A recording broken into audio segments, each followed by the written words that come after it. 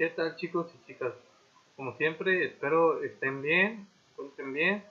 Y hoy vamos a ver un nuevo tema que es acerca de los elementos y los números atómicos que conforman estos elementos. También cómo se estructuran esos átomos alrededor de los elementos.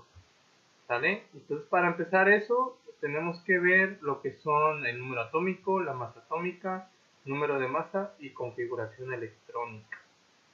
Para eso dice que obviamente todos los átomos pertenecen a un elemento, o sea, que los elementos que nosotros conocemos o los que el ser humano conoce, si nos vamos a la tabla periódica, ahí encontraremos a todos los elementos, ¿sale? Como es el hidrógeno, el oxígeno, el carbón.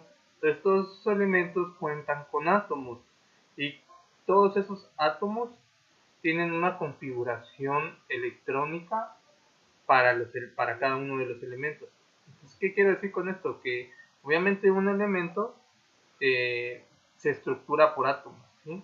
Y por eso se van a identificar.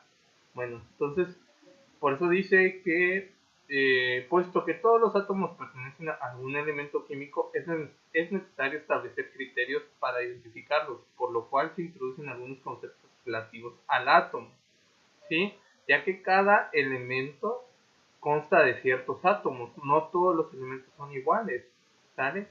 Sí, en la tabla periódica obviamente viene por grupos y por familias, pero cada elemento es diferente del uno al otro. ¿Por qué? Por su estructura de, de cómo tiene una estructura el átomo dentro del elemento. Ahora bien, para empezar tenemos que es el número atómico. Entonces, el número atómico, si nos damos cuenta, va a ser el número total que tiene un elemento de protones, de tanto de protones como electrones, ¿sí? Entonces, el número atómico dice que se va a representar, va a ser la totalidad de protones que abarca un elemento. Por eso me dice que el número atómico es el número total de protones que compone el núcleo atómico de un elemento químico determinado. Entonces, vamos a tener un elemento. Si se guían de la tabla periódica, todos los que aparecen ahí son elementos. Entonces, todos esos elementos obviamente contienen cierta cantidad de átomos. Y obviamente como el átomo está constituido por partículas atómicas y subatómicas, en este caso me dice que el número atómico se va a representar por el número total de protones, ¿sí? Entonces el número total de protones siempre lo vamos a tomar en cuenta como la letra P y un subíndice que va a ser más, y el electrón con la letra E y un subíndice con el signo menos. Y aparte de eso tenemos el neutrón, ¿sale? Protón, electrón y neutrón. En este caso es lo que vamos a ver ahorita para poder identificar cómo se estructura un elemento. En este caso tenemos el número atómico, que como les acabo de decir es el número total de protones.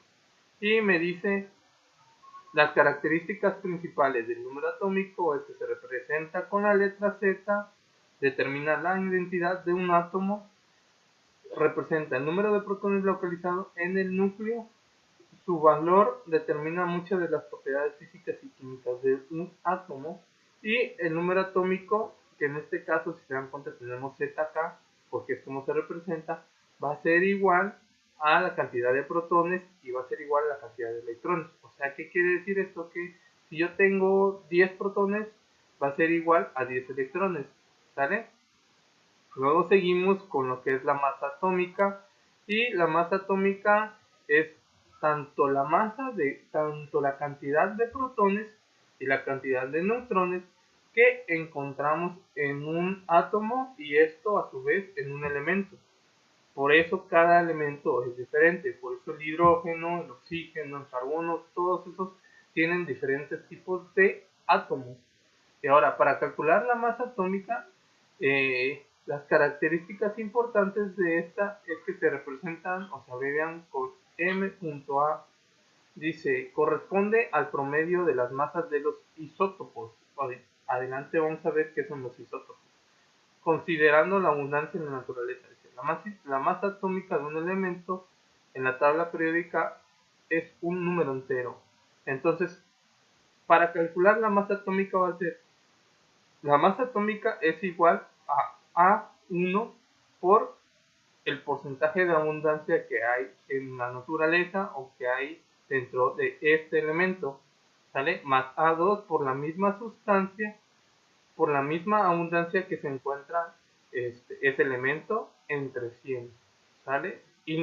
Pero estos tres puntos me indican también que puede haber A3, A4, A5 y A, ¿qué significa? A se representa como el número de masa, entonces el número de masa, para determinar el número de masa de un elemento, a diferencia de que es la masa atómica, si se dan cuenta, esta es masa atómica y este es número de masa. Los dos son diferentes. No se vayan a ir con la idea de que es igual. ¿Por qué? Porque este me dice que se compone del total de masa de protones y neutrones. Ahora bien, entonces A1 aquí sería el número de masa. Por eso se representa con la letra 1. Es el número de masa por la abundancia que tiene ese elemento. Ahora bien, número de masa me dice que se calcula, aquí es la sumatoria para calcular el número de masa, tengo que sumar cuántos neutrones y cuántos protones hay en un átomo, ¿sale? Para determinar ese elemento. Dice, entonces, para hacer eso, las características principales me dice del número de masa, dice que se representa con la letra A, corresponde a la suma de protones y neutrones que hay en el núcleo atómico. Entonces, acuérdense, como me decía el primero que les dije, que era el número atómico. El número atómico me dice que el protón va a ser igual al electrón. Entonces, si se dan cuenta, tanto la masa atómica como el número de masa, ¿qué diferencia hay acá? Que el protón lo voy a sumar más el neutrón. ¿Por qué? Porque el neutrón es una cantidad diferente a la de protones y a la de electrones. Entonces esto me dice que el número de masa puede ser igual al protón más el neutrón, o puede ser igual a Z, que es el número atómico más el neutrón. Y el número atómico de Z estaba representado, acuérdense, por P o también por el electrón, por protón o el electrón. Ahora, los isótopos, si se dieron cuenta en el número de masa, mencionaba algo de los isótopos. ¿Qué son estos? Pues que de un elemento, el número de neutrones va a variar de un mismo elemento. Por ejemplo, puedo tener carbón, pero sus números de neutrones dentro del carbón son diferentes. Entonces, eso es un isótopo, que de un mismo elemento voy a tener diferentes tipos de, como de átomos por las cantidades de neutrones que tiene, ¿vale? Si nos damos cuenta o vemos el párrafo que nos dice que son átomos de un mismo elemento. Por ejemplo, oxígeno. Puedo tener dos moléculas o dos elementos de oxígeno, pero con diferentes tipos de neutrones, ¿vale? Ahora bien, si se dan cuenta, aquí hay un ejemplo. El cloro me dice que tiene 35 el número de masa y 17 el número de protones, pero el número de neutrones es diferente. ¿Por qué? Porque su número de masa también cambia, que es 36. Entonces, si yo hago el cálculo de esto, me va a dar un número de neutrones diferente. Bueno, ahora pasando de todo esto, de lo que conforma un elemento y los átomos que conforman a ese elemento, como el número de masa, el número atómico. Entonces vamos a ver ahora cómo se conforman los números cuánticos, que más bien van a ser o nos va a ayudar para determinar cómo están distribuidos y cómo están configurados los electrones dentro de un elemento, ¿vale? Entonces, a grandes rasgos, esos serían los eso significa, o eso quiere dar a entender a los números cuánticos, ¿no? el orden de cómo van a ir los electrones dentro de un átomo y obviamente dentro del elemento. Entonces el número cuántico está dividido por varias etapas, o podemos encontrar varias divisiones dentro de un átomo. Entonces tendríamos que dentro de un número cuántico estaría el número cuántico principal y me dice que se representa con la letra n, ¿sale? Entonces estos serían como los niveles que representa un electrón dentro de un átomo, ¿sale? Por eso me dice determina el nivel de energía en el que se encuentra un electrón. Entonces aquí vamos a ir viendo de que a partir de un átomo de un elemento vamos a encontrar cómo se, se, se va estableciendo o se va colocando un orden para ese electrón, ¿sale? Entonces número cuántico principal y luego tenemos un número cuántico secundario que vendría siendo un subnivel del número cuántico principal. Pero dentro de este número cuántico secundario vamos a tener subniveles. Entonces, para el primer subnivel vamos a decirle que tenemos la letra S, para el segundo P, y para el tercero D, y para el cuarto F.